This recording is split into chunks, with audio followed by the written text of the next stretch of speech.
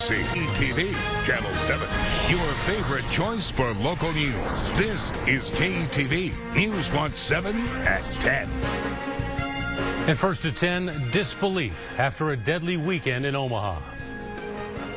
He was just a sweet, goofy, fun-loving kid. I loved him with all my heart. Now he's gone. We have the latest on multiple shootings, including one that ends with an officer opening fire. In less than 30 minutes Saturday, 2 people were killed, 2 others injured. Good evening, I'm Rob McCartney. I'm Melissa Fryan for Brandy Peterson. Police shot and killed the gunman in that case. Then 12 hours later, a double homicide across town. A violent weekend where we're just starting to see the effects on those who lost loved ones. KETV News Watch 7's Adrian Whitsett joins us live. Adrian? Well, Rob, Tony Vazano was out helping his best friend's uncle. He was trimming some grass out at a home near 34th and F when all of a sudden he became the final victim in that shooting spree. And I talked to his dad, Joe, tonight. He says he doesn't understand why. He may never know, but he does know his son was full of life. He loved people, and that's how he'll remember it. I was working 2 jobs so he could get some extra money so he could get airfare to go visit his sister. With a heart much bigger than his frame, Joe Vazano says his youngest son, Tony, was the ultimate people person. Heart like a lion. I mean, he had a heart like a lion.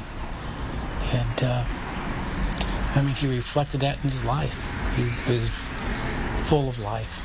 He never met someone who didn't like Tony. You know, if I sat here and said, oh, my son was an angel, every one of his friends would fall off their chair laughing because he was full of life. He loved to party, loved Nebraska football. It's hard for Joe to describe the feeling, refusing to believe it was Tony's time when an unknown man shot him Saturday near 34th and F. You know, how somebody could just come up and take his life like that is just unbelievable. It's hard to get your arms around that. Joe says the pain now is nothing compared to what's coming, and he knows Joe and his wife had to bury their oldest son as well. First Christmas without him, not seeing him around anymore, not hearing him laugh. We lost our oldest boy 6 years ago. Now we lost our baby.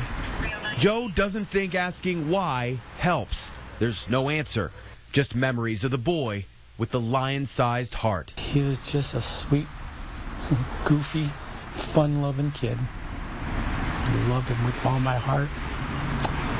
Now he's gone. Well, also today, Omaha Police Chief Todd Schmatter detailed the timeline of events yesterday and explained how Tony Vazano became the 4th victim in that shooting spree and how Officer Coral Walker finally caught the man. The suspect still unnamed.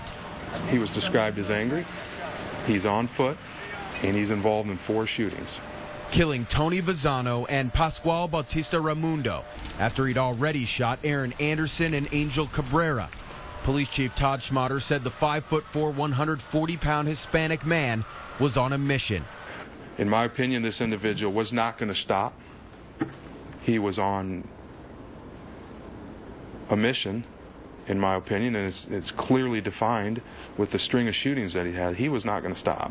Before he could get out of the area, retired police officer Virgil Patlin and others followed the suspect through the neighborhood. These witnesses put themselves in harm's way to help save lives, and they represent everything good about our city. Until 13-year veteran Coral Walker confronts the man. Walker yells verbal commands to show his hands, and the suspect turns and points a gun at Walker. Officer Walker and the suspect engage in a gun battle, with Officer Walker striking the suspect, and the suspect falls. Chief Schmatter called it nothing short of a gun battle, with Walker's cruiser taking hits as well. And if not for Walker's actions, the chief says he doesn't know how many more victims there might be. And he was heading towards a populated area, and Officer Walker intervened in this individual's life and his terror at the moment, and that is the only reason that he stopped, in my opinion. Schmatter said there is another person they are looking for who was with the shooter at 31st and Haskell.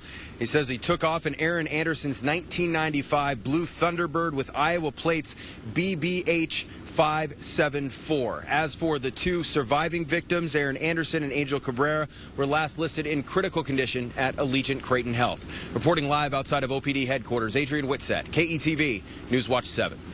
Adrian, thanks. And more